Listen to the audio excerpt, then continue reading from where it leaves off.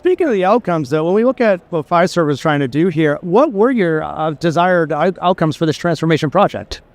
So, initially, again, that consistent SDLC software delivery process was sort of initially the goal. But what comes along with containers is the ability to make much more efficient resources, efficient use of Fiserv resources. We're talking about, servers, CPUs, from an old day where people, might allocate a VM just to run an app.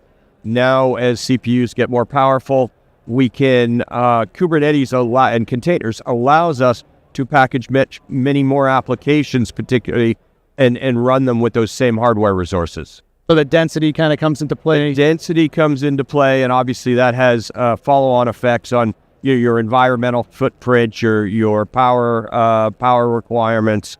So it just, everybody's trying to find ways to do things more efficient. Yeah, the efficiency piece and the sustainability piece that RJ, you were talking about. What I see in my notes here, I see 25,000 transactions per second. Reducing your on-prem block storage rack space by 75%, lowering power, cooling, and associated costs by 73%. That's impressive.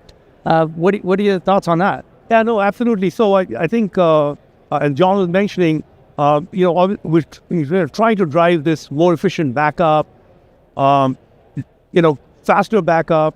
But in addition, for the storage environment, I talked about earlier on the challenges and the outcomes folks want to drive.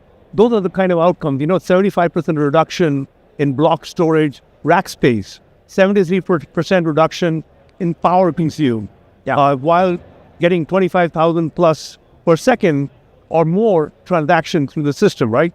That's the end.